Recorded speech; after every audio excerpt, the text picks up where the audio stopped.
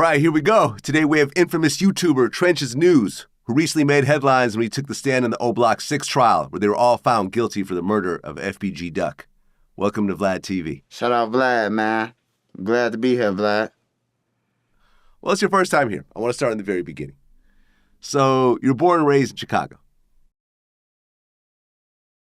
What area? I was born on the south side, the low end, 39th Street. Okay, in the Madden Park projects? Yup, Madden Park. Okay, so you were raised by your mom and dad initially. Yep. But then at one point, they split up. Yep, they split. Okay, how many kids were there at the time? When they split up, it was me, my brothers, and then my daddy had about 9 of us. But my sisters and them was living with their mother. So it was 4 of us in the house when the split happened. Okay. And then when your parents split up, your mom took it pretty hard. Yup, she took it pretty hard, man. Pretty hard, drugs. You know how that go after that, man. When you just left with 4 boys on your own. Okay. And what was it like to see your mom get on drugs and start going through that whole cycle? It was, at first, like, we didn't understand until stuff started coming up missing. When shit started coming up missing, man, that's when we started understanding, like, where our game at? Where this at? You know, it started coming up missing. And then, you know, somebody said and explained to us, like, man, it ain't your mother fault, man. It's the drugs. Like, the drugs taking over. They explained it to us. So after that, we was, like, more aware of it.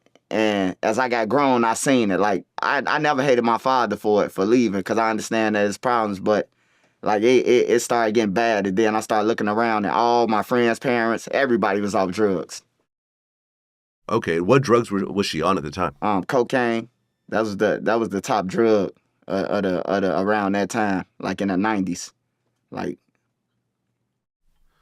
Okay, so, but even with that whole situation, you were still going to school and you were doing well at school. Yep, still going to school, man. There's one thing that I did appreciate about the gang members then was the gang members, like, if you ain't had no parents, it still was rules. Like, the community will whip your ass. Like, it was way different, man. It was more structure. It was like, if you ain't go to school, you wasn't hanging out, you wasn't selling no drugs, you couldn't do nothing.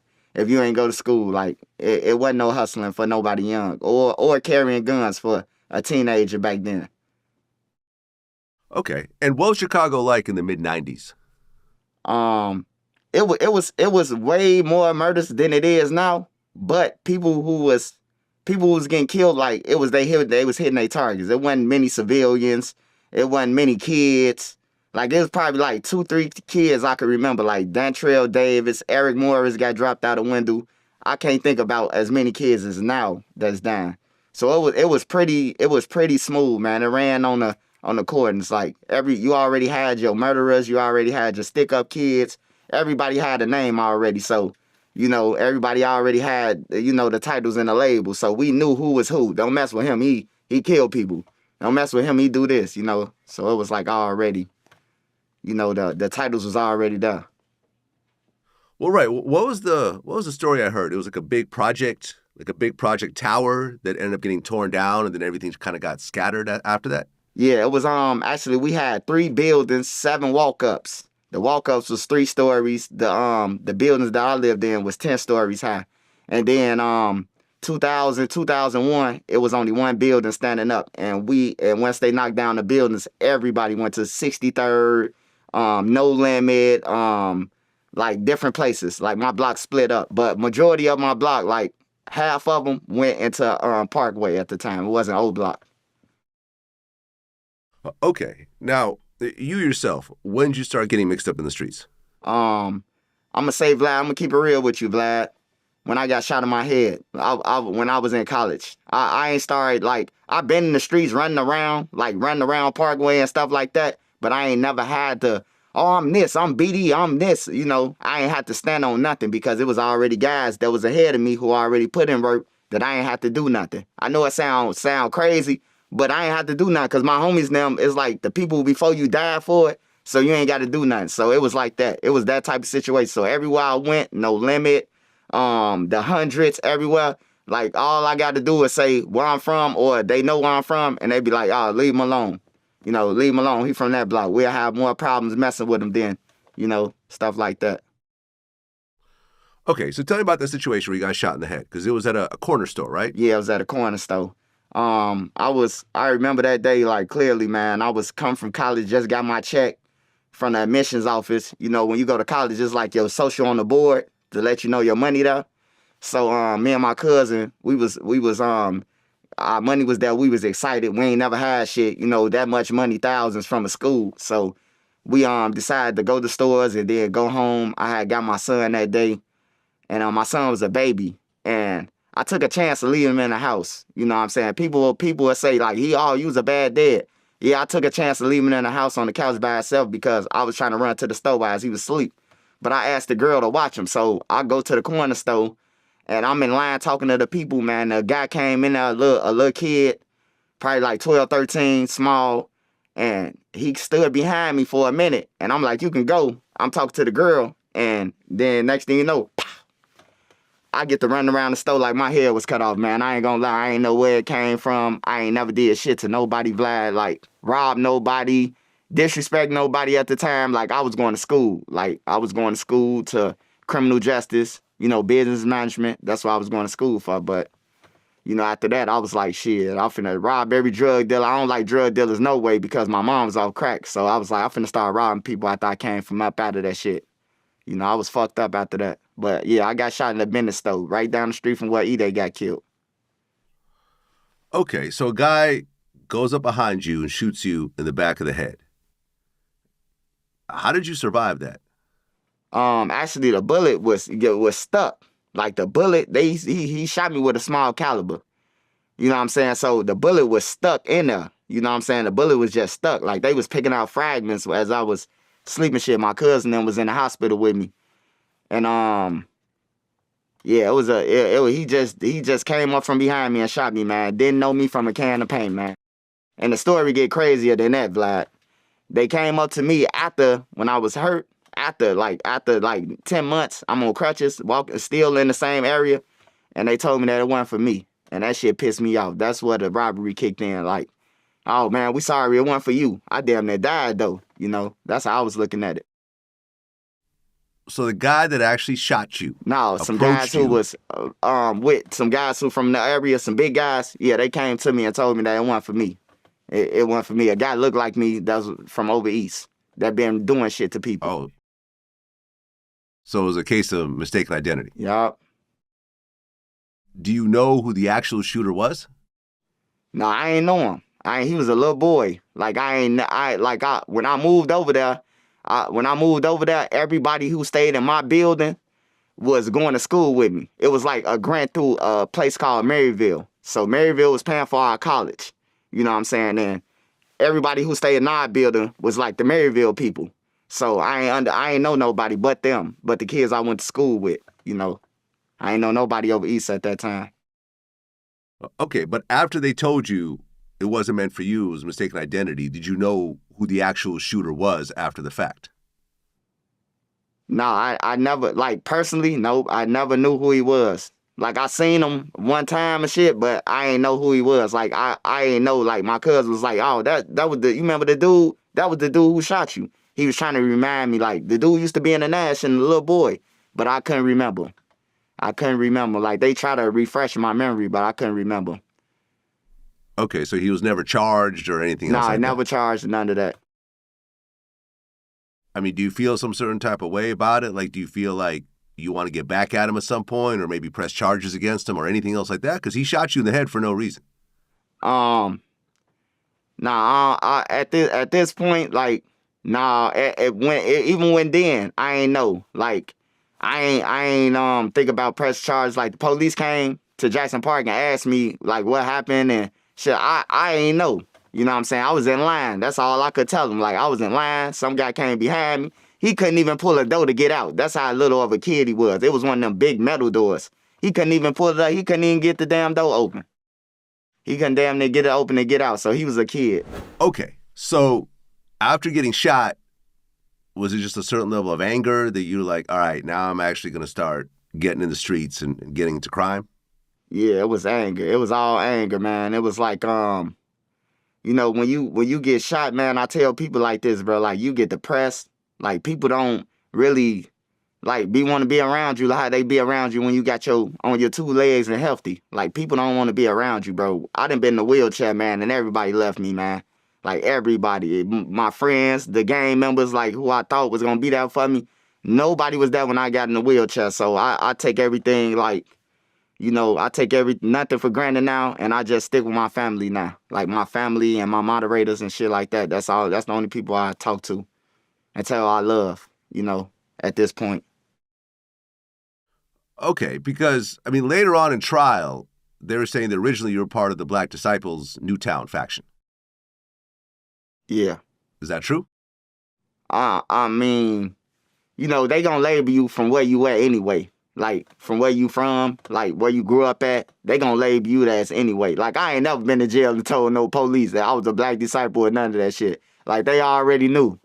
You know, you get locked up. You can get locked up in the Tukaville area and they just gonna say you GD. But most of them guys in Tukaville is BDs and Stones. It's more BDs and Stones than GDs. But everybody think they GDs. Okay. So now you start robbing people and you're essentially doing crimes. Like, what do you think was the most serious thing that you were doing during that time? The most serious thing I was doing after I got shot, just basically hitting licks for the most of it until like 06. And then like after boot camp, that's when I got out and it was like, you know, I upgraded a little bit, Vlad. Let's just say that, man. It was in court. I had to say it in court too. They asked me. So I upgraded to, you know, playing with, I already had a weapon on me because I was sticking people up. So, you know, I just upgraded, man. It was a war going on with some guys called the hobos. And I got myself involved in it, man, you know. Well, when you talk about robberies, they don't always go according to plan. Not everyone just gives up whatever you ask them for. You know, people pull out weapons, people resist, you know, things go bad. So while robbing people, what do you think was the worst situation you got into? I robbed the project building, man, the extensions, man. I went up under there. My mama told me she was dope sick. She told me she was dope sick and that she worked the line and they ain't want to get her no shit to clean her up with her sickness. So I had a shotgun and a golf bag. I went up under the building with the golf bag up in there, stood by the elevator and upped on everybody against the wall. They gave me all the drugs, man. I walked out there, gave the drugs to my mama in front of everybody. Man, I'm talking about my mama and her friend ripped the bags open. They ain't even want to. It was a whole bag of blows. I'm talking about they ripped that motherfucker so fast. It looked like they ripped every bag open. They ripped it open, and then the guys come out the building. He robbed us. I'm like, hey, look, anybody play with my mama, bro, they gonna die. And I walked off on everything. They walked off, and that was the most serious shit that I had. I mean, I didn't rob people and like they didn't see me in traffic and shot. I even had to run to the police station one time, robbing somebody. Like my sister was in the car with me, my homie sister, but this my sister, in the car with me. She picked me up. I hit a lick for 50K. I'm in traffic, and this motherfucker right behind us on Halstead. Boom, boom, boom, boom, boom. We were a police station right here on 78. We at the light on Halstead. Police station right here. I tell my little sister, shooting that motherfucker. They gonna have to come in there with us and shoot at the police too. You know, they kept it moving though after they shot at us. I think that was the most dangerous shit that I put somebody in a position that they could have lost their lives too.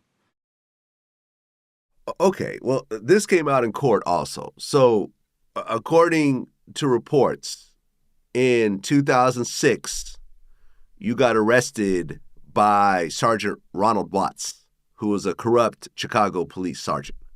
Yes, sir. Tell me about what happened. So I had came home. I was out in 06. I was doing my robberies. That's where it started at with Watts. I never knew who Watts was until then. Like, my mom and them know who Watts is, everybody, because he from the low end, too. He just a police officer who was getting his ass kicked in school. And then when he became a police officer, everybody who was doing shit to him and treating him in high school, he had a vengeance. So Watts was like the hobos. He was like the hobo savior. Like, if you get into it with the hobo, anybody into it, he dropping addresses, he robbing people with them. Like he's setting up, like he telling them what people at, pulling people over, unarming them, and then they come and rob you. Like he was doing shit like that. So I'm walking out my father's house one day, and the man pulled up on me. I had hit a lick though. I had robbed somebody who was with the hobos, and the man told me, "Hey, look, you can get them their money back, or you going to jail. You gonna have a better problem. He gonna put some shit on me." You know what I'm talking about? Then I had problems with him ever since then, man. And then he even locked my mama up, bro, behind this shit. He had locked my mama up. My mama did. Vlad, you can look up my mama. I had you look up my mama so you can get on your platform and be like, yeah, his mama got locked up, bro. My mom was on dialysis when she went to the joint. The man couldn't get me, so he had put that shit on my mama. 14 grams of heroin, bro. And my mama went to jail, did the time, bro. Like, for real. She went to, and that's how she got clean. That's how my mama ended up getting clean off drugs.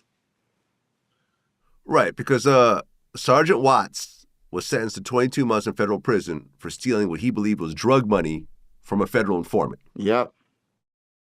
And after he got arrested, prosecutors threw out more than 200 convictions that were linked to the unit that he was leading. Yep, he had a whole task force. Right. He was also accused of extorting money from drug dealers at the Ida B. Wells homes. Yep. And falsely arresting people who wouldn't cooperate. Yep, that was him. Well, and what they said was after that run-in you had with Watts, you became an FBI informant. Yep. Yep, that's true. Okay, so how did that happen? That's true. I walked into the police station. Tried to tell them, like, this man taking people money and shit and all that. And one of the commanders, the district commander, told me, he said, you don't want to do this. He said, if you do this, you might want to go to somebody bigger. It was a white guy. He said, you might want to go to somebody bigger because he the governor of the low end. So, hey, look, I've been to school before.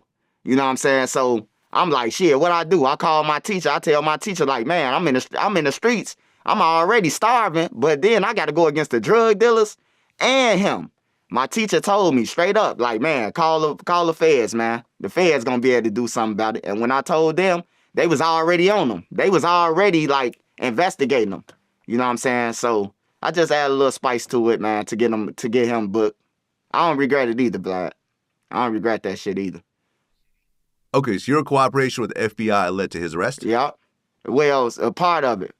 It was, it was more people. It was a lot of people. Like, out of 246, just imagine how many people made statements on the man, before that. Okay, so in 2008, that's when your mom ended up getting locked up. Yeah, I got arrested. I got arrested too. I got arrested before my mom got locked up. Like, I was over there in the extension buildings with Brick, FBG Brick. Me and Brick was under the building. Watching them come up there, and he come in there. He say, man, you got something for me? I said, I ain't got nothing for you. He say, you going to jail then. And then after that, I reported to the feds again. This motherfucker harassing me. And then that's when my mama went to jail. And then he ended up going to jail down the line later on, though. But, yeah. Right. Your mom got 6 years for heroin possession. Yup, 6 years, man. And Logan Correctional Facility, bro. Yup. Right.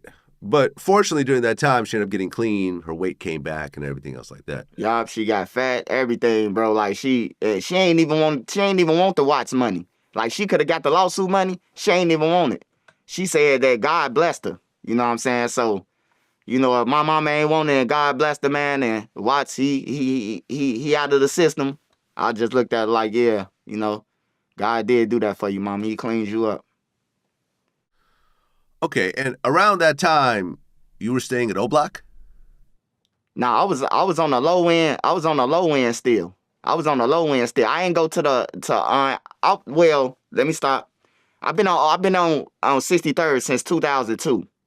But I was moving around. Like, I ain't just staying Parkway. Like, I ain't start staying in Parkway until after we got into it with the hobos. To after my homies and them got killed. 2007, 2000.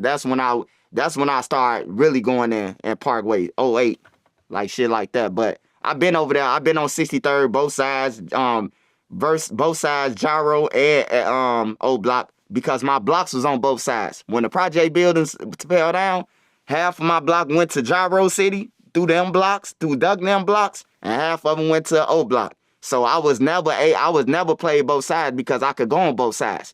all my project is on both sides. Like, I never had a problem. I never had to say I'm this or this to go on either side, bro. They already knew he from the low end. Everybody from them communities, from OBlock and from Gyro, most of them people are from the low end. Most of them people, all the kids. Okay, so 2012, Chief Keef drops I Don't Like. And that totally changed the Chicago scene to this day. And you and Chief Keef actually knew each other. Yep. Chief Keef, man, he was a kid, man, like always smoking weed, man. Always high. It don't surprise me he getting high now or he got a dispensary. He always wanted to smoke. He ain't never want to go to school. So what I did about me coming from the project building, him, T. Roy, a couple of them never wanted to go to school. You can't stand outside if you not in school. You know, the OGs taught me that. So I had to let them up my house. While they up my house, they got to get on the laptop, super munchers, number munchers, you know, shit like that. Until school out. You can't hang outside. So, you know, that's why Keith used to come up my house a lot until my girl at the time said, you know, she ain't going to lose her kids for letting them up her house and doing school, you know. So that's when I told Keith them, just go to school or something, man. And he went to Front Street after that. He started hanging over there every day, all day. Well, yeah, I mean, I Don't Like came out, and then Love Sosa came out. I remember Drake even tweeted about that's his favorite song, and that set off a whole new wave of fans. And finally, Rich, I think, his album comes out, and things are just going crazy, and everyone's now focusing on the Chicago hip-hop movement. What was it like to see Chicago suddenly get this huge spotlight? Man, it was a good feeling. It was a good feeling, Vlad. Like, once I seen Keith, like, on the stage, man, I knew he was going to get signed after that, man. It was like 300 of them. I think that I Don't Like, when they was on stage at Adriana's, man, I knew they was going to get signed, man. It was so lit throughout the neighborhood, man. And even with E-Day and Duck them beats, like, they little back and forth, it wasn't no violence yet. It wasn't really no violence. It was just talking about girls and money and you broke and he broke. So it was lit. But the deaths just took the whole lit out the picture, man. It just took away from everything, man. The killings. Well, around that time, Lil JoJo started, go viral is what we would call it today, but back then that word wasn't there. But he dropped the song BDK, which stands for Black Disciple Killer. And, I mean, although this was a phrase that was used back and forth, BDK, GDK, no one really made a song saying that. And that set off a chain of events where Lil JoJo ends up getting killed. Did you know JoJo at all? Yep, I met JoJo, man.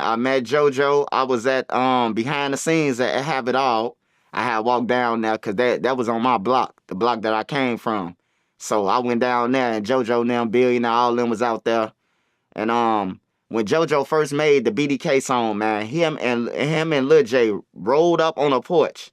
Like, check out this new song. When I heard it, my first thing to tell JoJo, like, hey, look, little fella.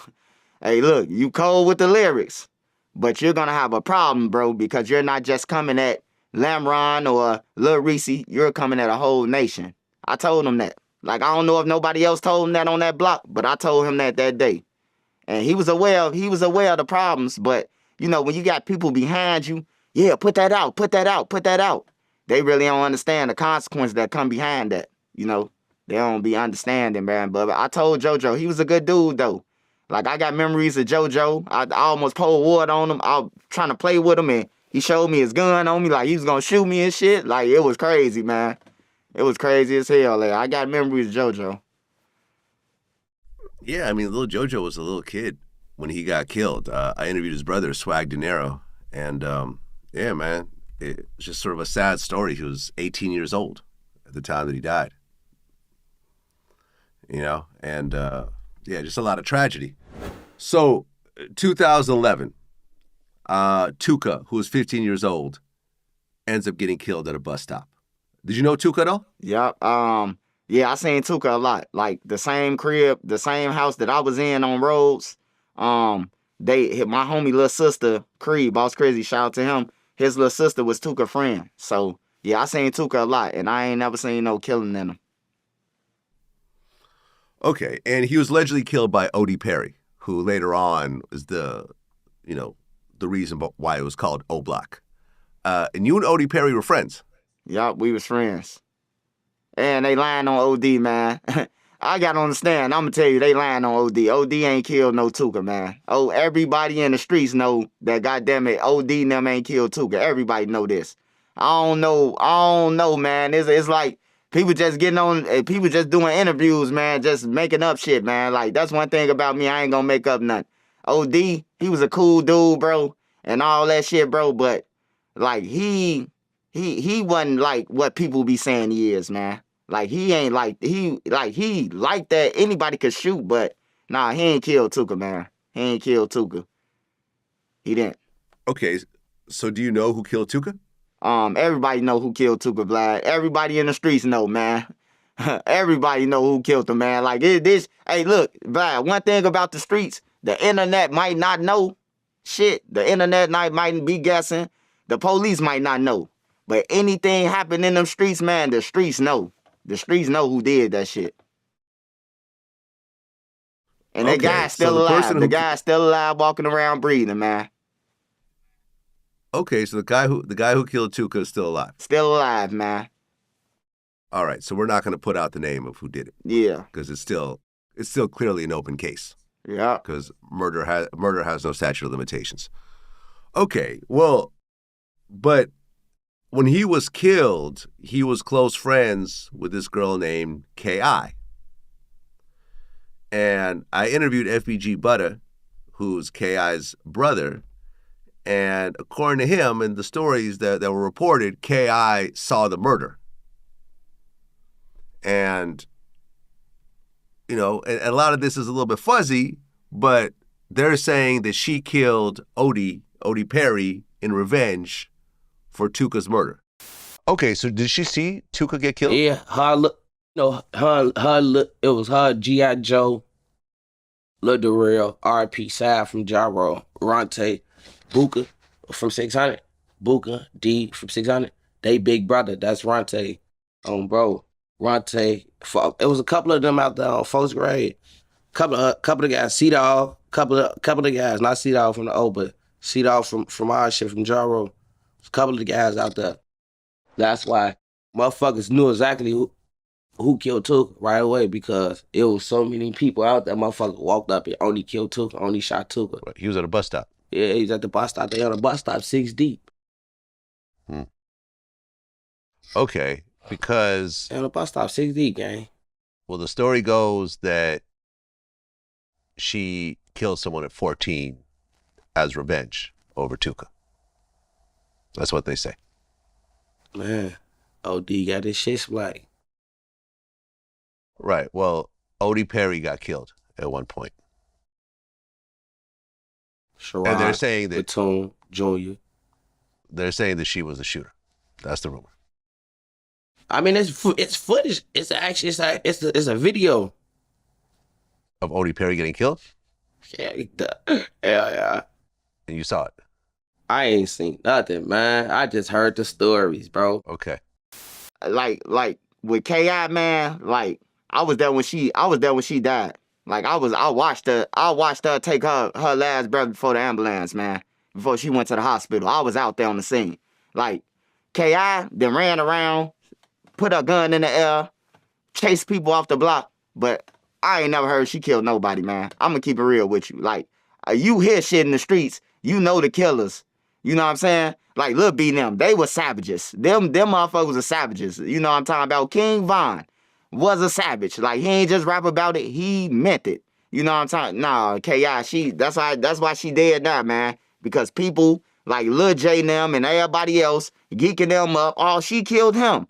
But if you go back to a tweet, all you gotta do, Vlad, go back to a tweet, man. There's one guy, man, from MOB, man, and he'll let you know. Stop claiming my work.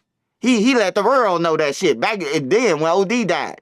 He said, hey, look, don't make me come on St. Louis and blow that motherfucker up, man. Stop claiming my work. So I thought the OD theory been out the way. You know what I'm talking about? But they still keeping this shit going and keeping it going and keeping it going, man. Okay, because the stories about KI are crazy. They're saying she allegedly killed 20 people. Even Butter, told me that there was a situation at a party where she stabbed somebody up. I mean, she had a pretty fearsome reputation, especially for a young female. I mean, she was allegedly like 14 when she killed her first person. And for the next few years, she was a terror. But you're saying she didn't kill anybody. Man, I ain't heard that she killed nobody, man. I ain't heard that KI killed nobody. I seen her chase people off the block. Like, I was out there when she chased Young Money off the block. I was out there. She put the gun there, boom, boom, boom, boom. Like, I was out there, like, for shit like that. Her telling people to move around. Like, she had balls for a female. You know what I'm saying? But her reason for doing it was because none of the males wasn't gonna do it. Like, after Lil B died, everybody, like, folded. That's what she was saying. She was like, everybody's scared now that Lil B gone, so I got to take over. She felt like she had to carry the torch, and that's what, and she gone now because she felt like she had to carry a torch as a female. Okay, so you were there when KI got killed, and I interviewed FBG Butter. He was there as well. He got shot in the leg, I think. Okay, so describe what happened. All right, so we was me, Joe Jackson. I called him Joe Jackson, and a guy was the driver. You know what I'm saying? We called them J's or whatever you want to call them. He was driving us in a car, and we were supposed to go and pick up Duck to go and do a song for Boss Trail, who died. Boss Trail, he got killed. So it was his birthday. So we was supposed to go and do a song for Boss Trail, Doug was, and we was picking them up. And we riding down Eberhard. As we riding down Eberhard, man, I'm looking out the window. And I see Von, Big A, and T-Roy in the cut. I see them in the cut. I tell the people in the car, I just seen them. I see them in the cut, bro. Holler out the window and tell Butter them. Man, we rode. By the time we got to Butter them, man, I'm talking about the dude stepped on the gas, man. We went over the hump and just kept going, bro. And they popped out. As we go over the hump, they popped out and started chasing Butter. Butter ran down the street. So as I'm saying Butter run, now the car parked. I get to running back towards Butter. I held Butter in the car. I told the hype to come back around the corner. Why as I grabbed Butter. Butter got to me. I had him on my shoulder. His kneecap was blew off. I was arguing with Butter like, hey, Butter. Hey, man, go to the hospital, bro. He was like, I ain't going to no hospital, man. I got a warrant. I said, is it a murder warrant? Because if it ain't no murder warrant, bro, you going to damn near die. He's I'm going to the crib. So I told them, take me to the crib. I told them to take me to the crib. They pulled off. Now, Vlad, this all I want to say, Vlad. You smart. You intelligent. Hey, look, if I put you in a car, right, and you gone, the story is my ending, right? Because I was there, right? I was still on the scene. If you got in the car that I was just in, that mean I was still on the scene. Man, I walked down there to KI, man, she was stretched, bro. She was stretched, man, holes everywhere, bro. Her neck. That was the first thing I seen was the shit in her neck, bro. On everything. That was the first thing. I stood over, told her it's gonna be all right. The police had Duck and them handcuffed. They said that Duck was responsible for her getting killed. They had Duck hemmed up. And then the ambulance came, we left. We ended up pulling off, man. That shit was sad, though, bro. I still think about KI every time I see that shit, bro. Okay, so this is a little bit confusing because according to documents, the Cook County Attorney's Office said that King Von was the shooter of KI. Now, when FBG Butter made his statement, and we interviewed him about this, he said that it was a dark-skinned guy with a mole on his face. Now, you're telling me that you were there and King Von was there. So who killed KI? Hey, look, that's the person who I seen with a weapon in their hand. We rolled past. He was in the cut, down, looking their way, looking towards Butter them way. That's what made me see them, because I was looking, we was just riding past, and I seen them real fast, and I know all of them. They ain't having no mask or none of that. You know, I be over there, I know they family, so I'm like, damn. And then when they popped out, like, I just never said nothing who it was. And then when they finally, like, I got on the internet, I'm like, shit, Von gone.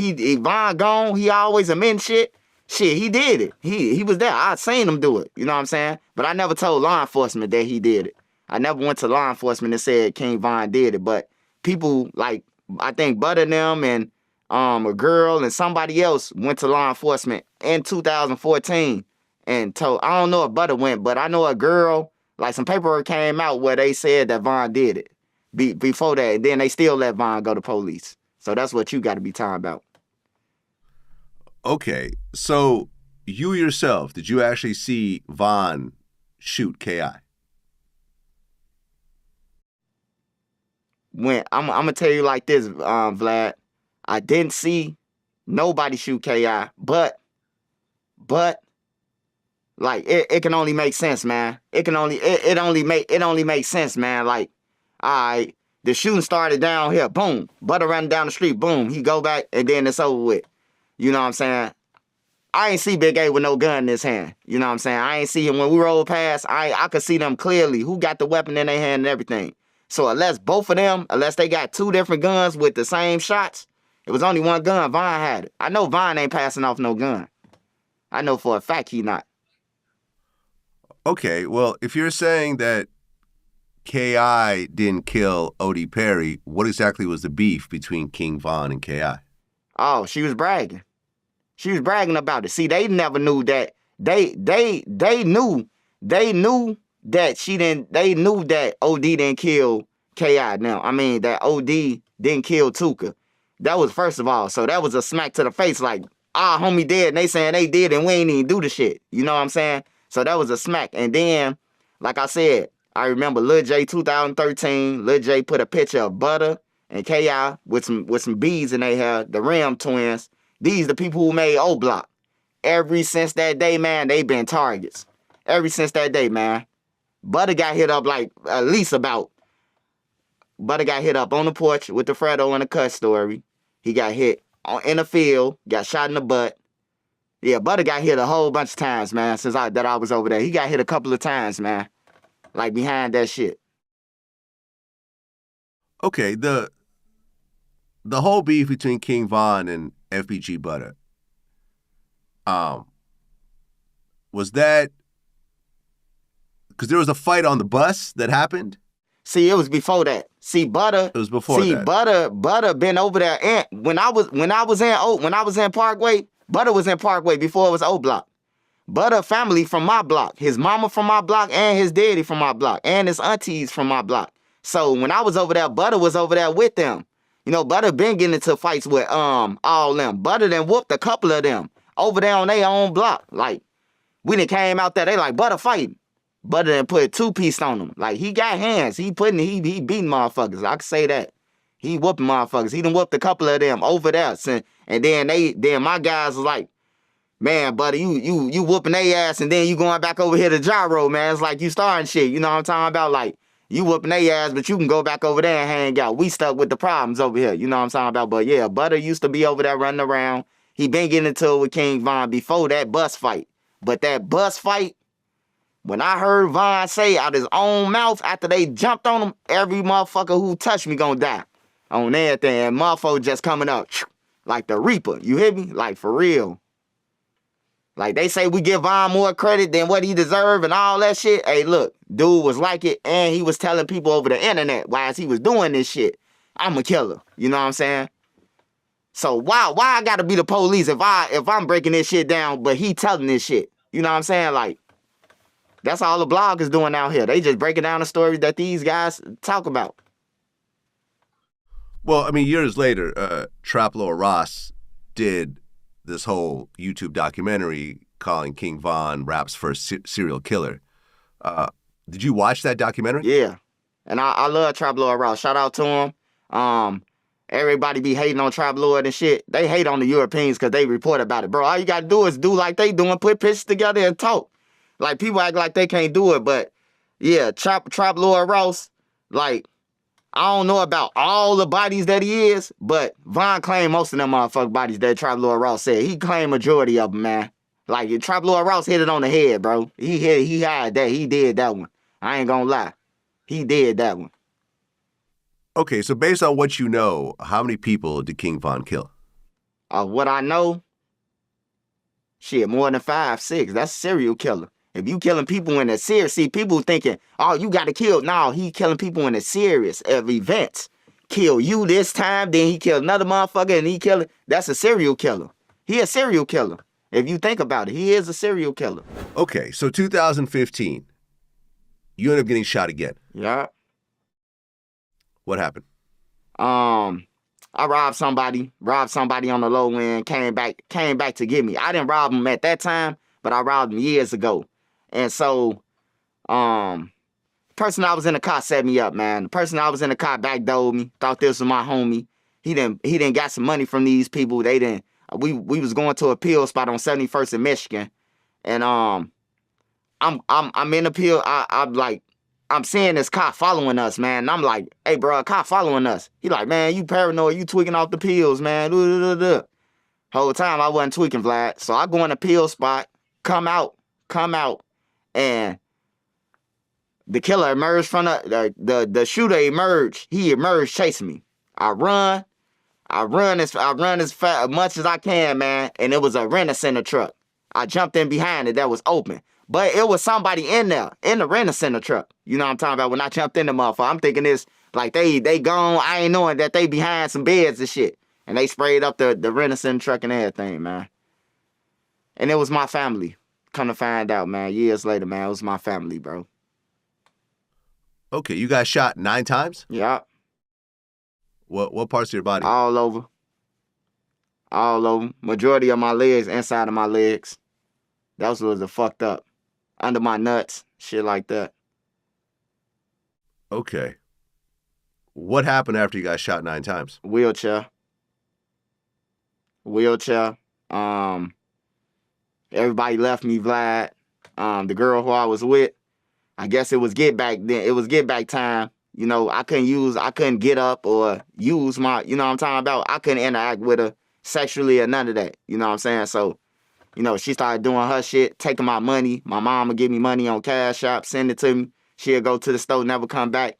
It was all type of shit. But I'm in a wheelchair, Vlad, so, you know, people gonna laugh at this, be like, oh, she treated you. Hey, look, I was in a wheelchair. My homie ran off with $100. My last $100 my homie ran off with.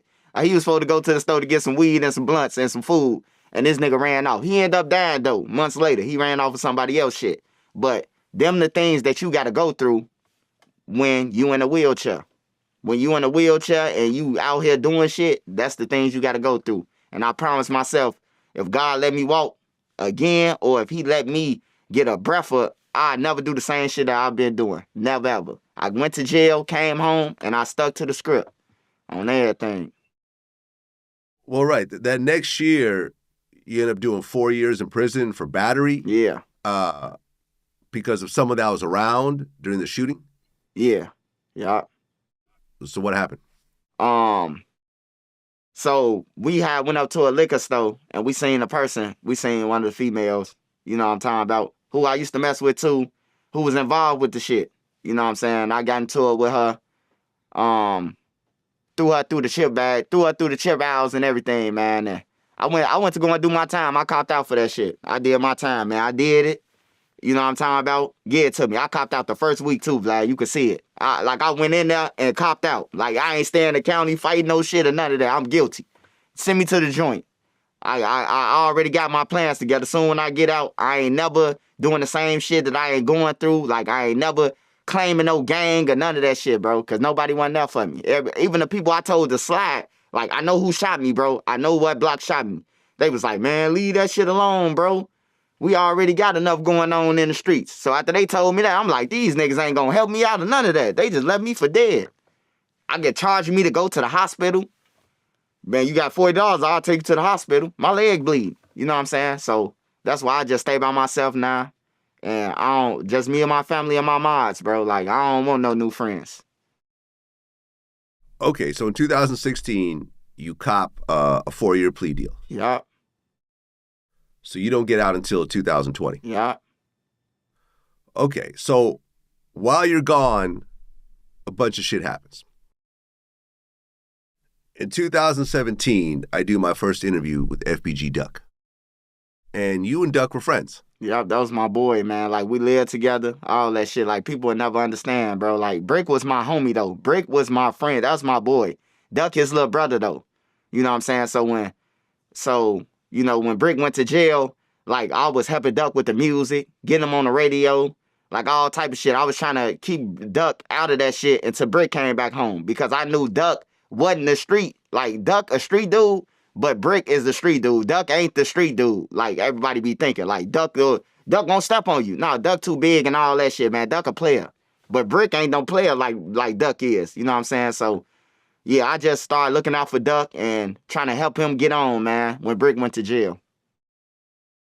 Okay, so I do my interview with FBG Duck. And in the interview, we talk about how he got shot before, how he got stabbed. And I remember telling him in that interview, man, it's time for you to move out of Chicago. And he would argue with me, like, nah, I'm good. I know how to move. I'm not moving anywhere. No one's going to tell me where I need to go, et cetera, et cetera. Why stay in Chicago when these types of shootings are happening? See, what it is with me, like, I got more in Chicago probably than they got more in Chicago. Like, it's shit that I got to make sure I take care of here first before I do anything. Like, you feel me? Like, and plus, I ain't the type of motherfucker that want to go move to another city because I don't trust nobody. You feel me? I don't trust new people. I don't want to hang around new people. I don't want no new friends because I don't trust nobody. Yeah, motherfucker could turn fake on you anywhere. You can die anywhere. You can get shot anywhere. You feel me? But it's just like in Chicago, I know better. You feel me? Like I know what to do and what don't to do and what not to do. You feel me? And I sincerely like the guy. I thought he was a dope rapper. I thought he was a dope person. The interview happens, and then his brother, FBG Brick, gets killed the same year. And this is who you were close to. The murder of FBG Brick, did they ever find out who did it? They actually closing in on it right now. They closing in on it, man. That's like we talking right now. They closing in on it. Okay. All right. Well, if we don't know who did it, if no one's been charged, we'll just leave it alone. Yeah. Okay. So then in 2018, Duck ends up having a big song, Slide. That was like his first hit song. And now he's starting to really blow up more, musically. And I think he signed his deal and everything else like that. So we do a second interview. And at this point, man, I'm congratulating him on his success. And then in 2020, Duck drops the song Dead Bitches, where he disses the enemies. He disses all the dead people that were his enemies. When you heard that song, and this is something that Chicago really, unfortunately, has to take credit for. The whole smoking Tuka and everything else like that. Chicago really created this, and other places like Jacksonville, Florida, picked up on it. But, when Doug dropped that song, Dead Bitches, what did you think? When Doug dropped Dead Bitches, I thought Duck was going backwards. I thought he was going backwards. I even told Duck, I'm like, Duck, why would you drop that out the Chicago Legends? Like, what made you? Man, they stay talking about my brother. The guys want me to drop this, man. The guys saying I'm soft. You know what I'm saying? So Duck had a lot of pressure, not just from, you know what I'm saying? They wanted that shit out there. They wanted the Duck. They didn't want the Chicago Legends. And for my proof, you can go back to Cash interview when somebody asked Cash about the shit, Chicago Legends. And Cash was like, that's what Duck doing. You know what I'm talking about? He doing it. But, basically I ain't doing it. He doing that. That's what he want to do. So Duck got way worse songs than Dead Bitches, too. He got a lot of this. I think Exposing Me is worse than Dead Bitches on fire to dissing. But yeah, I thought Duck was going backwards, man. I was disappointed, man, because everybody who was in prison, when they came in, they say Duck just made, I'm talking about the ops. Duck just made Chicago Legend. Man, he got it. He got the city right now. The ops was saying that. And only for him to drop Dead Bitches, man. Like, I was disappointed, man. I ain't gonna lie to you. I was way disappointed. Well, after that song dropped, there was a rumor that King Von had put some money on Duck's head. I had heard 100,000, I heard 60,000, I heard 250,000. What did you hear? Man, what did I hear and what did I sing? Well, what did I hear? Yeah, I heard somebody say $1 million at first. Like somebody came up with $1 million. When it first came out that Duck was dead, oh, they put $1 million on his head. Then it was $100,000. Now it looked bad because Von then was passing out money on camera and shit. So it do look way bad. It look badder than like fuck what me and you think, Vlad. What them jury gonna think? You know what I'm saying? Like that's the thing about that. But you know, the way they ran down the stairs, because I seen the video before everybody. Before you seen it, before Real Star, before everybody seen it, before the mama seen it. I seen it. You know what I'm saying? And man, they was thirsty, man. I don't even think they thought about no money, man. They was so motherfucking thirsty down them stairs in the run to go and get Duck, man. Because if they was thinking, if they have some money behind them, you got 100,000 or you got $1 million, bro, you gonna think. We ain't catching them on Oak Street. We finna catch them in the hood. If you got paid for it. But if you didn't, you just running down the stairs and going to crash out. What they did, they crashed out. So I don't know about 100,000. Well, right. On August 4th of 2020, Duck and a female friend of his was shopping at the Gold Coast. And for those that don't live in Chicago, the Gold Coast is essentially like the Rodeo Drive of Chicago. It's all designer stores, multi-millionaire establishments, and so forth. It's not the hood on any stretch of the imagination. A bunch of guys rolled up on him, opened fire. Duck ends up getting killed. Another bystander ends up getting shot. The girl ended up returning fire. And it was just a total disaster on every level. When you heard the news that Duck got killed, what did you think? When I heard the news that Duck got killed, I was pissed. The reason why I was pissed is because I seen Teezy. I seen, before Duck got killed, I seen Crack on live. Right before Duck got killed. Crack was on live. Like, it's about to be Duck sauce all over downtown. I'm on that motherfucker arguing with Crack as Duck getting killed. On everything. I was on there arguing with him. Like, bro, used to be over there with Duck. Like, y'all from the low end, bro. Y'all from where Duck and them family from, bro. Like, y'all weird. That shit was weird to me, man. That shit was weird. Then Teezy, like, the same block that I'm from, Newtown, is like Fifth Ward. Newtown is Fifth Ward. Fifth Ward is Newtown. Like, we under one umbrella. You know what I'm saying? So, when Teezy and them did that shit, they basically said, fuck me, bro. Like, fuck him. His love for Duck and all that shit. That's how I took it. On some real shit. Because they ain't got nothing to do with Duck. Teezy and them ain't got shit to do with Duck and them beef or none of that. You know what I'm saying? That they got going on. But it was over a bitch, though. That's where his beef kicked in with Duck. Right, because the story came out later that Duck was messing with Teezy's girl. True. And I guess that Teezy went and called all the other guys and said that Duck had like pulled out a gun on him and tried to kill him. And that's when they all squatted up and went to go get him. But it was all essentially based on a lie. It was a lie, man. I seen a video of that too. Teezy was in a store. And when he called, he was in the store. He called another member first before he called D-Thing. And he called that member to get in touch with D-Thing. And he lied to them. He say that Duck and them chased him, smacked him in the head. Duck had 4 dudes with him, which was a lie. Duck, it was only him and the girl. And then he said that he didn't have a gun on him. The gun fell down his leg as he telling his homies them that he ain't got no gun. The gun falling down his leg on camera. They like, you got a gun? He like, no, I ain't got one. Then he went down his leg and grabbed it. Went inside his pants leg and grabbed the gun back up and put it on his waist. And then D-Thing called. And he telling D-Thing that Duck right here, da-da-da-da. And you know what I'm talking about? He get off the phone, and that's when it must have got into play. Like, everything started rolling. OBlock got called, and everything after that. Well, according to reports that came out later on, you called the Chicago Police Department a few hours after Duck got murdered? I see that, but they only take, I called them, I don't understand this shit. I called them right after Duck got murdered, but they ain't come see me till January, February. I don't understand that. I mean, I don't get that, bro. It's like a couple of loopholes in that shit. But Kenny Mack was my celly. He called me and told and was like, keep your head up, testing the water, like trying to test the water and see what I knew about Duck death. Like to see what did they know that they did the shit and everything, bro. It was all fucked up, bro. It fucked my mind up, bro.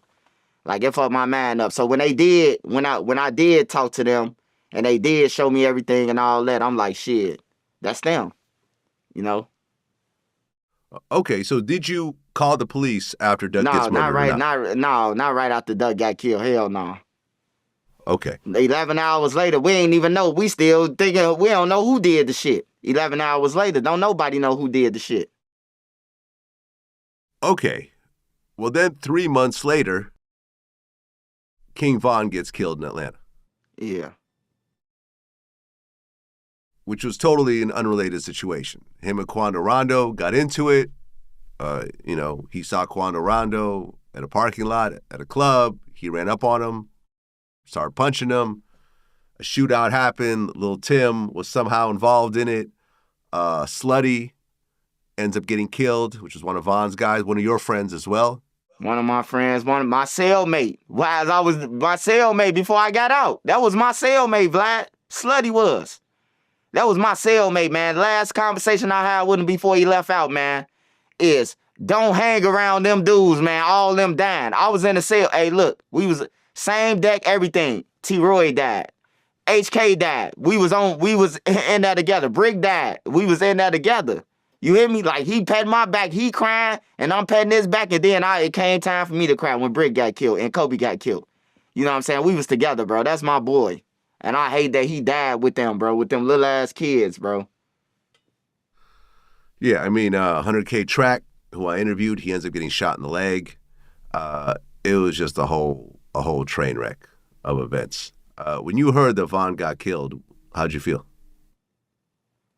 When I heard that Von got killed, it was sad. I ain't gonna lie, bro. It was sad, bro, because I ain't got nothing to do with none of they beef. You know what I'm talking about? And then Von gave me a lot of passes. You know what I'm talking about? Like, he gave me a lot of passes through that motherfucker. He could have killed me a couple times over there on that side when seeing me. But he didn't on everything because he knew me when I looked out for him when he first came to OBlock. When he first came in Park when his mama moved, he remembered that them passes that I kept on getting them out of shit. So he kept on getting me passes. So I was kind of hurt. But then, you know what I'm saying? Like, you can't bring him back. I was relieved for the community, man.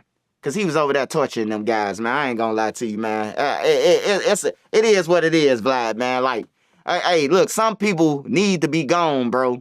You know what I'm talking about? In order for shit to get better. And he one of them. I ain't going to lie to you. He one of them, man. That dude, man, and whatever he say, he mean it, man. Von is like that. Like, can't nobody try to downplay his shit or none of that, bro. He like that. And if Von was here right now, and I got on live and say, Von, you a pussy, you ain't like that. All right, wait till I catch you. Wait till I get up. You know what I'm talking about? Like, he dead serious. He mean it, bro. So, yeah, I think it's a good thing, man. Like, it's a good thing, man, that they gone, bro. Like, they was down here just taking people, bro, for no reason, bro. And then people be like, oh, that don't count. He took a lame. Like, what the fuck? This lame got family, bro. Like, you know what I'm talking about? They be like, he ain't killed nobody important. Boy, he killed somebody. You know what I'm talking about? Like, they make up all the excuses, man. They make up all the excuses, bro. Well, I interviewed FBG Butter recently, and he said that Von was his favorite op. And he was happy when Von got killed. You were happy he got killed. Can I say I was kind of happy? No, just fucking, no, seriously, I was, though. It's fucked up. That, you know what I'm saying? Unfortunately, he did. But I was happy as hell when I found out Von was dead. Nigga, I cooked for the whole day. A lot of them was. When he went to jail, they would celebrate. Shit, when he went to jail for the murder, for the years, they was over there happy. They was happy than a motherfucker, man. So thugs do celebrate people downfalls. Like, they be on the internet acting tough, but I done seen them pop bottles when D Rose got locked up for some innocent shit.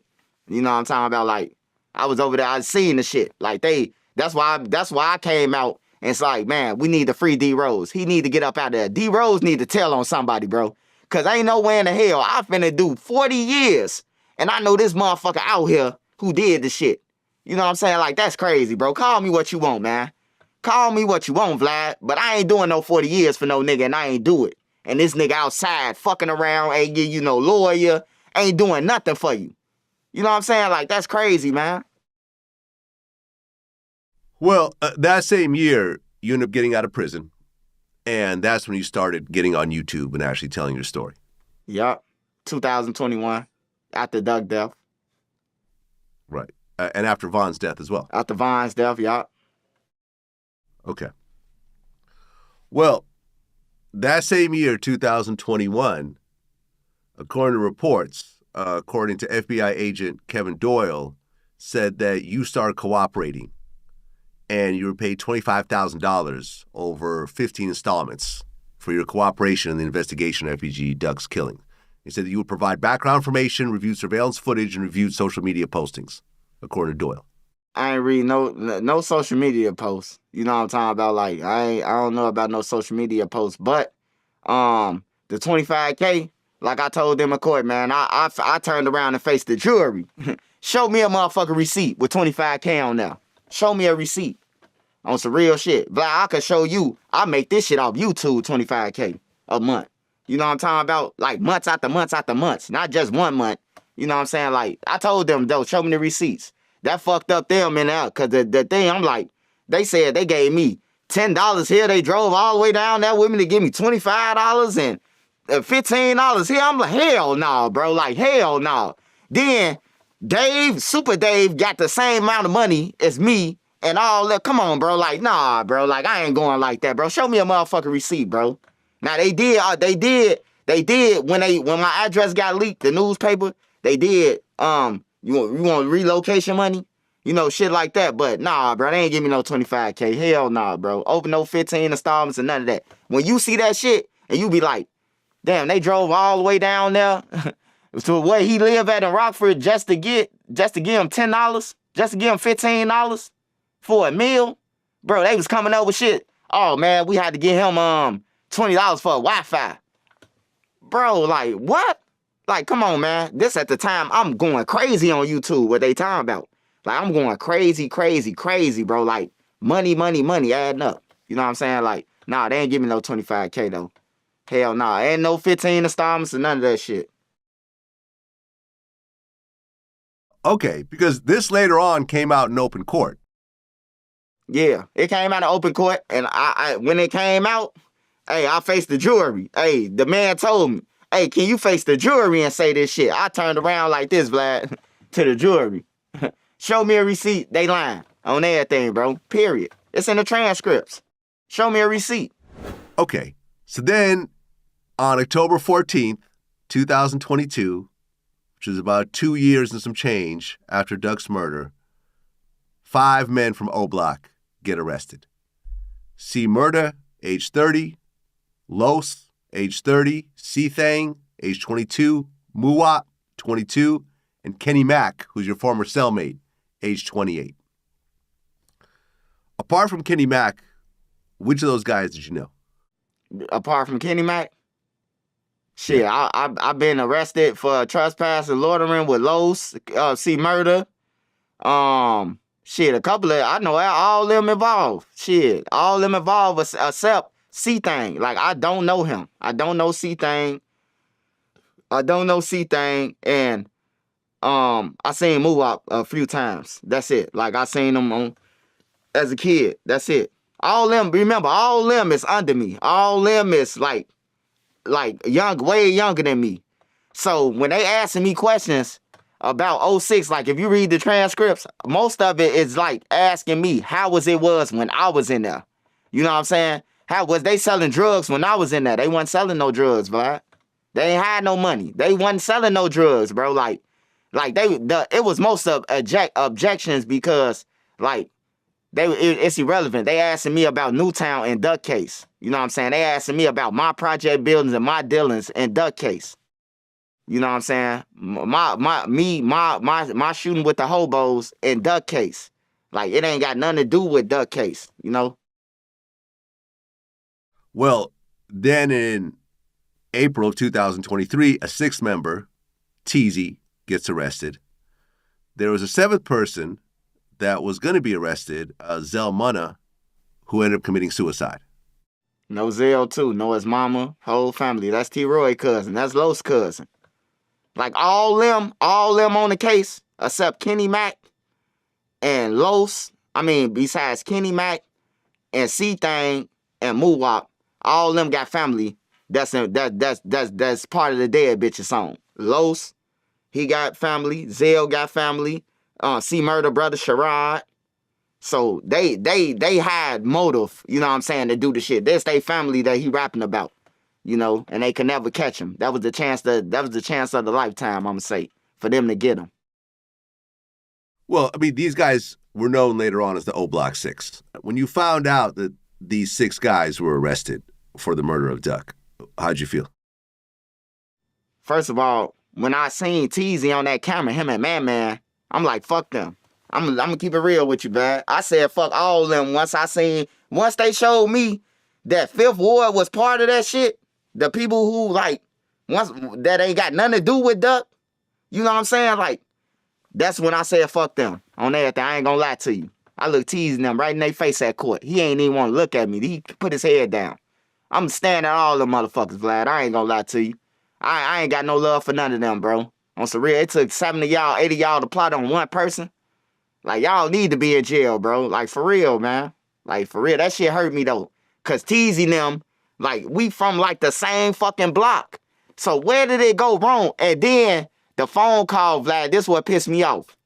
The phone call was to one of the older members from that block because he said, FBG Duck down here. Man, they said who like 8 times on the phone. Who?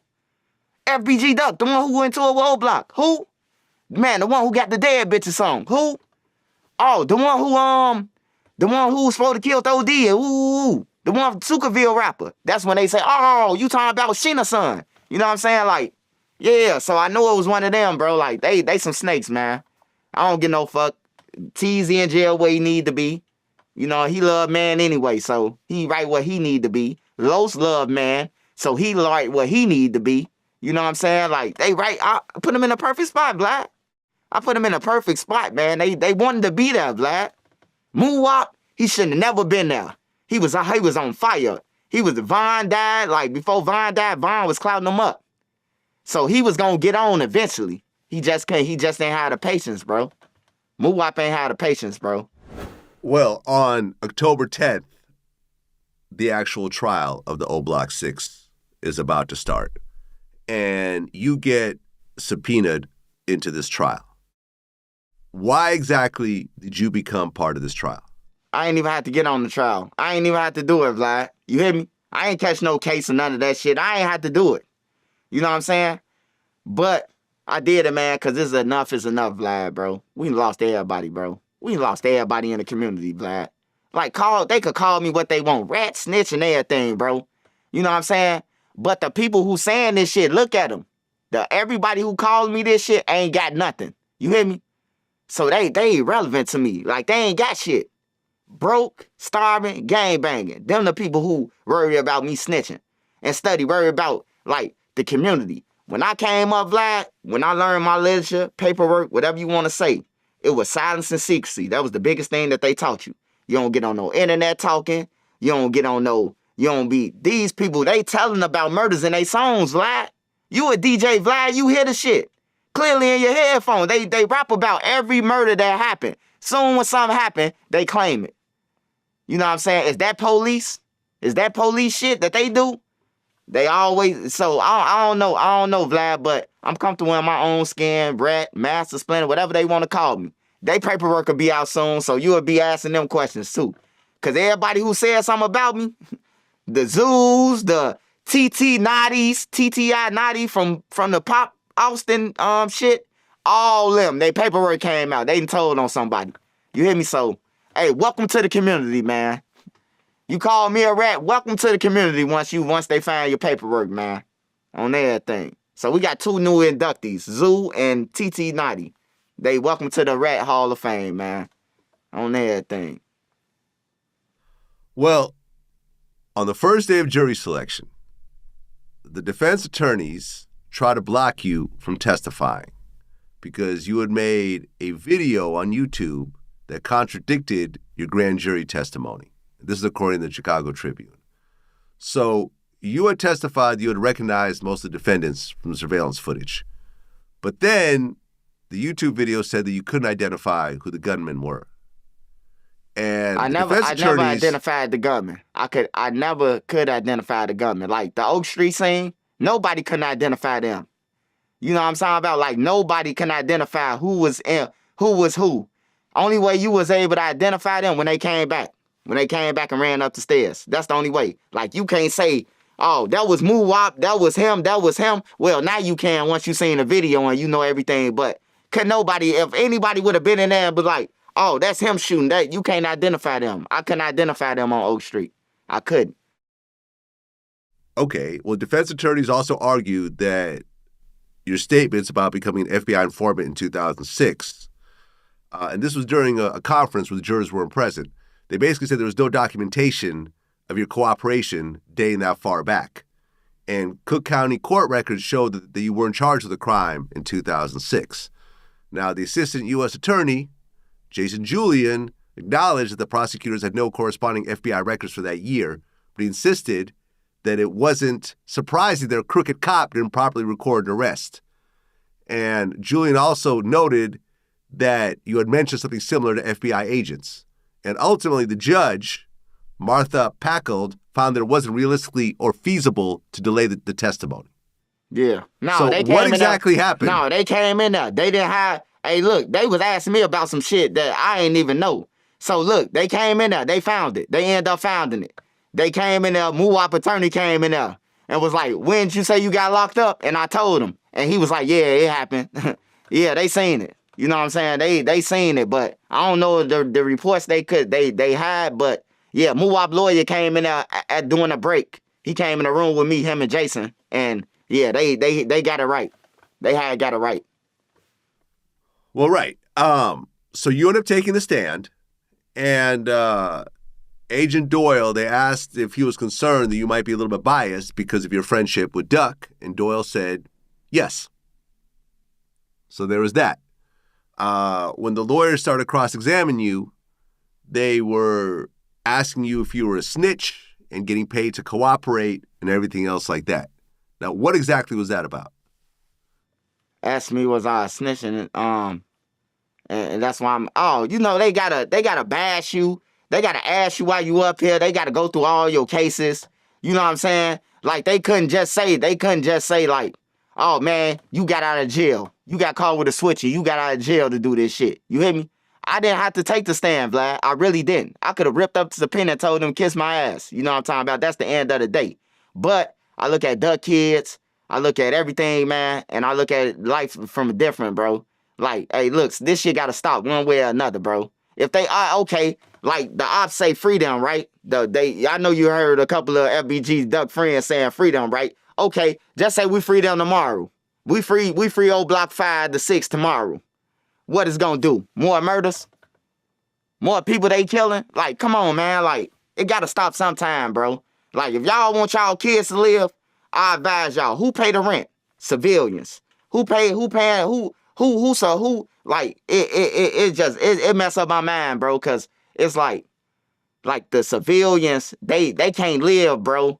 But they the ones who work hard and bust their ass for their money. They pay taxes. See, I ain't never know how it feel to pay taxes, Vlad. I never paid taxes before. But now that I'm paying all these damn taxes from YouTube, my books and shit, I'd be damn. You walk in my barbershop, if you walk in anything and trust me, you going to jail on everything. You going to jail, man. Well, you talked about this on your YouTube channel. You called this the trial of the century. You said they subpoenaed me to court. I've got to come here and tell them, man. Ain't no more discrepancies. I'm here. Long live FBG Duck. Yeah, ain't no more discrepancies or none of that. I'm here, and all of them was looking at me. Kenny Mac, you was my celly, bro. You was my celly, and you know Duck. This what hurt, bro. Like, man, we was in the cell together. Hey, look, I almost got jumped on for hanging with Duck them, being with Duck around Brick them and all that shit. The BDs tried to come at me, and I got into it with a guy named Stunner Ray. Because I was like, bro, I ain't going for that. You a homo. So y'all talking about violating me for being with somebody who my family, but you a homo, you participate in homosexual activities. you know. So then they sent the hit. The BDs called me in the washroom. Kenny Mac come in the washroom with me. You know what I'm saying? And then it was over with. And we end up getting into it. We end up getting into it with a motherfucker jumping. We end up jumping and bursting together. I was feeding him. My mama was sending money to his books and my books at the same time so we could eat. It was like, what the fuck, bro? Like, you gonna have something to do with Duck? And you stayed over there with Duck them and Brick them before OBlock? Like, it blew my mind, bro. It blew my mind, bro. And then Kenny Mac was calling me during the days after the murder, asking me, man, what's up, bro? You good, man? Duck let them niggas get him. Like, what type of shit is that? Duck let them niggas get him and you got him? Like, come on, bro. Like, come on, man. Like, no, you ain't gonna man fuck me, man. Like, it ain't gonna happen, man. But I'm glad they where they at. I'm glad they where they at, bro. Like, for real. That was a crash out. Well, when you were on the stand, they asked you about the $25,000 FBI payout. You said that you couldn't remember that. I think you had mentioned that when you got shot in the head, it messed up your memory. Nah, I remember $25,000 if somebody gave it to me. I was just telling them that shit like, yeah, my head must be messed up. Because I remember it. Like, Vlad, if you give me $25K, Vlad, I'm going to remember it. Every dollar. You hear me? But it just got to fuck up when they was like, when the prosecutor got to reading it out and he was like, oh, so they gave you $25 this day and they gave you $10 for gas. They gave you $20 for Wi-Fi. Like, hell no. Like, I'm some crackhead or something. Hell no. On that, I was ready to pull out the $5,000 I had in my pocket, Vlad. Just to show him. I told him. I said, man, look, I done made over $400K off the internet. You hear me? Like, don't you dare. Like, don't you dare. I done made off $400K. I got a book out there. I got YouTube. I got all type of shit, Vlad. Interviews, merch. Like, come on, man. Don't insult me like that, man. Well, you were also questioned about working with the FBI in 2008 and 2011, and I guess they were actually referencing documentation showing that you had cooperated during those times, but you said you couldn't remember. No, all that time was doing 08, that's when my mama got locked up. That's doing the Watts shit. Like, that's all during that same time, Vlad. That's all during that same time. It started in 06. 08, I got locked up again. I got locked up for a loitering in a project building. You can look it up, Vlad. Like, this ain't shit I'm just telling you. You can look it up. 2008, I got locked up in the extensions, the IDB Wells, which is their projects, by Watts now, by his team. You can look it up on everything. Every time he did something to me, I went right back to them. Every time he did something to me. I ain't gonna lie to you. Every time he said something to me, his officers, because they had a whole team. So if they fuck with me, I'm calling the FBI, man. I did the same shit they was doing. Well, I mean, after they were cross-examining you, you said, you're trying to bash me, but at the end, it's not going to help you. I told the lawyers that. Well, you said that on the stand. I told the prosecutor that, right? I said, yeah. I said, he's trying to bash me, but yeah, it ain't going to help you. It ain't going to help you bashing me. It ain't. And none of this shit going to help you because I didn't really have to go up there. See, that was the thing about it. I ain't have to go up there. I was just being a man. I was just being what you call a man, bro. Like, for real, enough is enough. I'm tired of this shit. I know all sides. People always ask me, like, would you would have helped C Murder them if they was died? I can't tell you that because they still alive. But I know them. I know C Murder father. I know Sharad father. You know what I'm saying? Like, I know these people family. Like, people don't know. Like, I know some of these people families in real life, like in real fucking time, bro. Like, they don't know them. They outside looking in. So it just needs to stop, bro. That OBlock shit, they one block over from each other, bro. All them damn bodies, bro. You know? Like, it's messed up to me, bro. But long as we in a mind frame of, you know, killing each other is cool, wiping each other out, all the kids dead. Ain't nobody got no jobs and no money. Like, it's fucked up. Well, FBG Butter, he took the stand in the same trial. And I interviewed him about this. He said on the stand that King Von killed KI, but then he kind of changed the story as well. The whole thing was real fuzzy. And they said Wilton, your real last name, conceded in open court that King Von, superstar rapper and alleged O-Block leader, had killed his sister, KI, by standing over her and shooting her repeatedly. Right. That's what they said I said. But then what I actually said was, Man, I don't know who I saw. They say, but you said, I said, no, I'm a psych patient. My lawyer told y'all don't talk to me. Yeah, they never asked. See, that's one thing they never asked me, Vlad. They never asked me about no murders or none of that. They never asked me about who killed who from either side or none of that shit. They just specifically asked me about Kenny Mac and them guys. Them guys, them five. They never asked me about no other murders, no limits, no none of that. They just asked me about that shit. Well, on January 17th, 2024, the OBlock 6 were all found guilty in the murder of FBG Duck. Mandatory life sentences for all 6 of them. They haven't been sentenced yet, but this is what they're expecting to happen. C murdered Kenny Mac, Low, C-Thing, Muwap, and Teezy. Unless something drastically changes, they're all going to do life in prison. When you found out about the verdict, how'd you feel?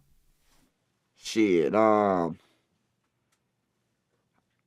felt like it's a relief to the community. Even though Duck gone and everything, but the thing about it, see, Vlad,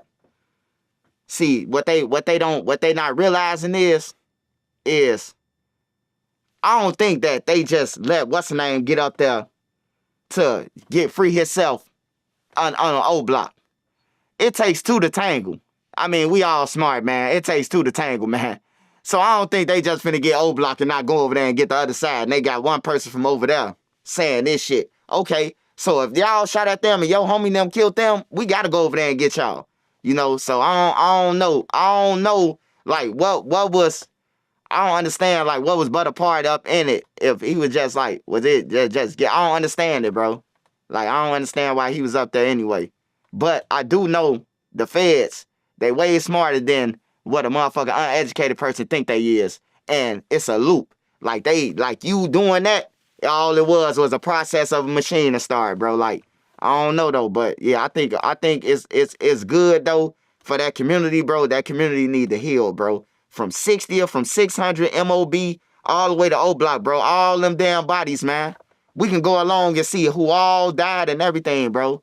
Like, people got to start having hearts now, bro. It's about these kids living to me. It's about, people take care of their family.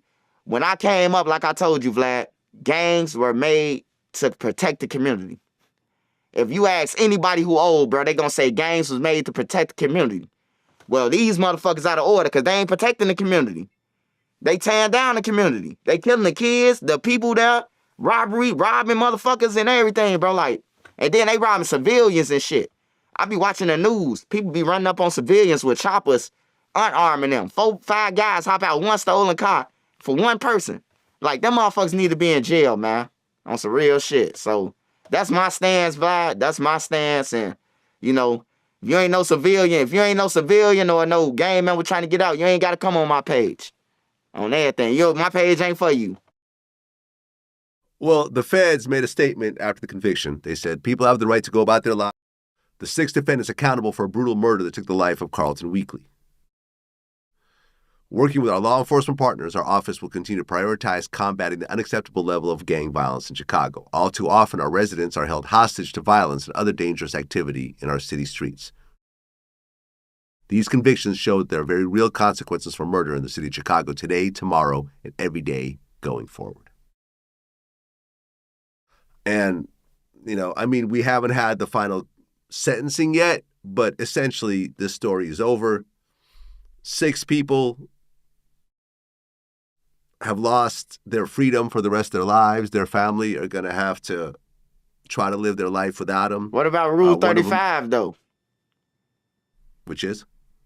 Because when I was younger, when I moved on 63rd, I was a teenager. The building was getting RICO'd already. This is 2003, 2004. The Calumet building got RICO'd. Most of them got life too. But most of them home. A lot of them home except like 2 or 3 of them. You know what I'm saying? That came from under that shit that came out 10 years later. So I don't think that they'll be doing life. I think they'll do like probably about 30 years if they tell on every skeleton. Tell on every skeleton that they know. Yeah, 30 years, they'll come back in their 60s and 50s. most of their life, the quality part of their life, they would have missed out. You know, all of them who have kids are going to miss out their kids growing up. And it's over a whole bunch of nothing. It's over shit. You know, it's over nothing, over bro. a whole I ain't gonna lie. A whole I ain't bunch gonna of lie. nothing. That shit over nothing, Vlad.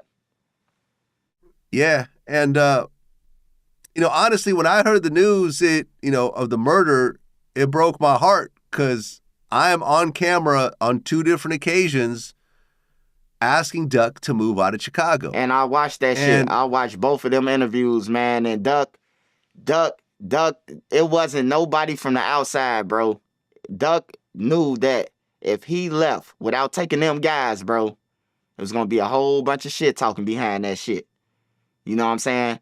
He already seen them like hating on him. Why is he still here? So if he would have left, Duck got his money and left us. You know what I'm saying about? I don't think it was Duck was fearing like he moved somewhere else and it was gonna be a problem. I think Duck didn't want to leave because if he would have left them guys, bro, everybody on the internet would be doing the same shit to him like they doing to Dirk. Dirk ain't getting us nothing. He a lame. He a goofy. You know what I'm saying? Like, you can't take everybody, man.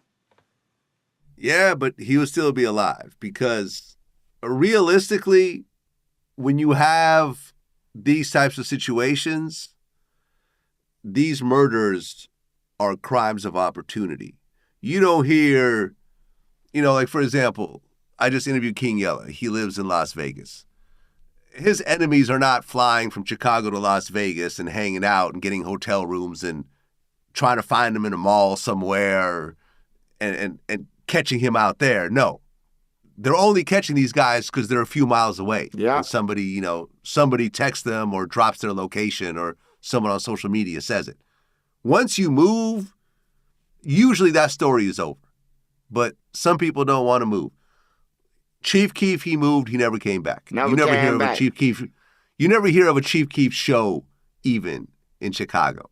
You never see a video or picture of him hanging out at Harold's Fried Chicken. You know what I'm saying? Like, he was smart, and he's a multimillionaire living his life. Lil Durk moved to Atlanta in a big mansion. He's happy. Yes, he's done some shows in Chicago, but he doesn't hang out in Chicago like that anymore. And Duck could have been the same way, man, and it really hurt me because I interviewed his mother. I did her first interview after he died, and, she was in tears. It was horrible. She had lost 3 of her kids by that time. So, yeah, man, I mean, you were obviously a lot closer to him than I was. I only did 2 interviews with him, but I felt it as well. And, I'm sorry for your loss. And ultimately, people are going to criticize you for what you did. But just like me, people like to call me a snitch, right? Like, I didn't snitch on anybody. But the internet has its way of embellishing things and creating these narratives and everything else like that. I personally don't see a problem with what you did. If you were friends with someone and ultimately that person was killed, I don't see a problem with you taking the stand against the people who killed him. Would I have done it? I'm not sure. It really would depend on the situation. But it's not like you were caught up in a crime and you told on a whole bunch of people to try to lessen your time. You weren't facing anything. Yeah, I wasn't facing anything. You weren't facing anything. You chose to do something that you felt in your heart you want to do. And I don't personally have a problem with it. And, at the end of the day, you're a man and you made your decision, and I respect your decision. Yup, I just got to stay ahead, man. Distance. You got to distance yourself between you and the enemies, man. So, nah, Vlad, I just make them, you got to take 5 tanks of gas to get to my house, man. The ops ain't got that money, man. So, I'm good right now, man. Well, Trenches News, man, I appreciate you coming in, and congratulations on your YouTube channel. You've taken a very different approach than a lot of people, but ultimately, the channels that do well are the ones that have unique approaches. You're not going to do well by just copying what everyone else is doing. So keep doing what you're doing, man. I wish you all the best. Yup, I wish you all the best, too. And shout out 1090 Jake, too, man. I appreciate him, that interview, because he usually bash people, but he ain't even bash me, man. Shout out to Jake, bro.